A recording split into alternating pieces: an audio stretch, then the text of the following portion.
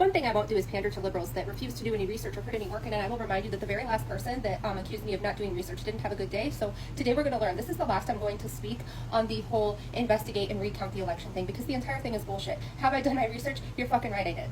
In addition to writing a strategy for quite literally every single state within the United States that works to resolve oppressive issues that actually create the anomalies within our elections, I also created this chart to reverse Project 2025. Now, why do you think this is important? Because these are the only 12 organizations within the United States we should be focusing on. Why? What does that have to do with this recount thing? Well, this is also going to help us avoid other problems like the whole Z-Runs campaigns things, because liberals want a fast answer to everything so fucking quickly that if somebody gets on here and gives them a positive message and some idea of hope and change, that they're willing to throw all of their money at it, despite my own time, money, and 6 months of my life researching every element of this election. And I can tell you that there's probably not going to be a recount, and that those anomalies mean nothing. Now, why else are these organizations important? Because these are the only organizations that can successfully bring cases when it comes to the FEC. Now, let's first talk about the anomalies. They're not that odd. I keep seeing people get on here and talk about standard deviation when they clearly don't know what standard deviation means. What they're referring to is the margin of ballot drop-off, which isn't even something political science typically look at, because we usually know what causes them. Okay, so here's the thing. Nevada, very common for there to be a high drop-off. Now, all of these content creators that you're making rich by watching their videos saying Harris won the election, well, here's the funny thing about that. Don't you think it's odd that none of them pulled the numbers from, I don't know, every single other election there? Oh, because I have. And the funny thing about Nevada is Democrats have at least 5 times as many drop-offs as Republicans in most elections. Sometimes it's as big as 8 to 10. When you look at places like Rockland, New York, for example, they have a very high Orthodox Jewish population. And what happens when you have a population that's condensed and homogenous is you get these things due to block voting, voting just on one particular issue. And I don't know, can you think of any issues that might alter the way that they would vote in this particular circumstance? Now, Nevada has a very unique law, and one that I keep trying to explain to people, but as much as the Democrats are pissed off that the Democrats don't have a fucking strategy, I'm starting to understand that if they have one, most of the population wouldn't understand it to begin with. So here's the fucking thing. There are 4 states in particular that have something called lax domicile laws. South Dakota, Nevada, Florida, and Texas being the bigger ones. Now, what else do they have that deliberately skews their election data legally? They also either don't have state income tax, or in the case of Nevada, some taxes, but not nearly as much as other places, right? And so what else do Florida, Texas, and Nevada have in common? They're hot, okay? So red-wing fucking snowbirds often will register to vote in those states despite either not living there or not living there full time for the tax benefits, right? So they're going to only vote for a presidential candidate in some cases. Or sometimes they will only vote for the policies in those areas that they know are going to keep their taxes low, or something that they're passionate about. But something else that happens is sometimes different places also pass laws that say, hey, we don't want people that aren't from here, voting in our state elections in our cities and things like that, because they're not part of the community, right? There are countless reasons why these numbers make sense. And they are consistent with numbers in the past. Now, don't you think it's funny that the very same organization that is bringing this case is the same one that brought the 2020 case? Don't you think it's fucking funny that the only major news outlet that's talking about it is Newsweek, who was sued and had to pay Dominion millions of dollars because they ran stories of the same? Now, don't you think it's funny that the same left that is saying that they didn't trust the polls, that they can't trust white women because they voted a certain way, are also saying that they don't believe the results?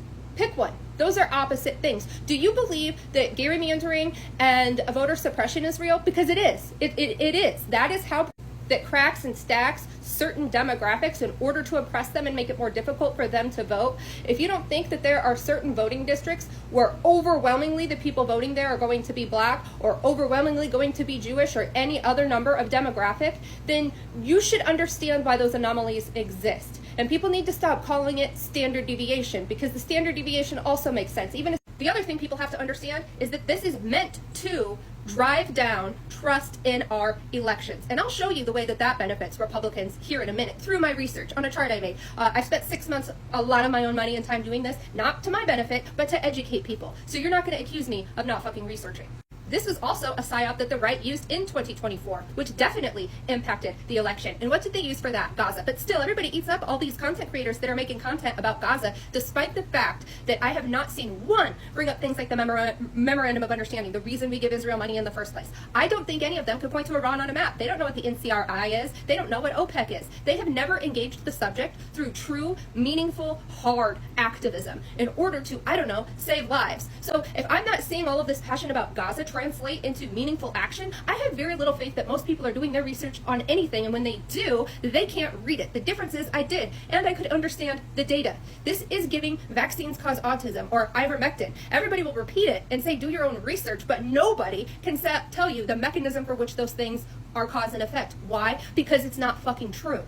Now bringing you to my desk, this here is a picture of the way people tend to vote, and this is imagining a scenario in which all things are even. 10% of people are far left radicals, 10% of people are far MAGA, about 10% of the population is kind of moderate, with 35% of the population kind of falling somewhere on the spectrum of left or blue. Above that number is the likelihood that that group will vote. The right was able to overturn and move significantly the Overton window because the difference between their radicals and our radicals is that they fucking vote 90% of the time. Ours is about 50 to 60% of the time. They know that they could have losses across every single one of these subgroups so long as they only appeal to their base. That's why they're fucking crazy. So we're going to imagine a scenario where there are 200 voters, 110 Dem, 90 Republicans, and by the way, this is about Wisconsin. The tactic here is to get that number on the left as low as possible, 40, 50% to their 90%, so that they always fucking win. Or we have to elect moderate candidates. Now this chart isn't going to make sense to anybody, also on my desk, but what this reflects is a Wisconsin model of 200 voters. That is a 55 to 45, a nice 10% break, which should be an easy victory. By instilling any level of psyop, and this is just the messaging part, not even the oppression, that convinces the farthest left not to vote as often, or even the center left. If they achieve that in this group of 200 voters, you're going to get 67 votes for blue, 63 for Democrat. In short, a 20-point lead can become 4. That's just one tactic. When you do voter purges, like Wisconsin did, that can decrease voter turnout by almost 5%. Then you have to add in other voter intimidation tactics, the fact that some mayors decided to remove ballot boxes, insanely strict voter ID laws, which could be anywhere from 3 to 5%. Gerrymandering, long poll times, whether or not they pre-register teenagers, what their rights are for felons, can they vote, how easy is it for them to do they have to go through an extra process? Did you know that felon voting rights in and of itself, a new policy in Florida, is the only reason that Bush won in 2000? And now that we're, probably going to war with Iran, can you imagine what the world would look like if those 527 votes went to a different person? It is that serious, but it's done through a million chicken pecks, not some crazy Jewish space laser Starlink Marjorie Taylor Greene theory. So what we must do is identify those policies in every single state and overturn them. I will also have you know, coming from where the biggest actual win in an FEC case, where voter oppression was proved and dramatic, the thing that happens is the FCC has to come in and monitor your elections for a while. Now, do you have a lot of faith in this administration's FEC? Obviously not if you think this administration is the one that fucking stole the election, which didn't fucking happen.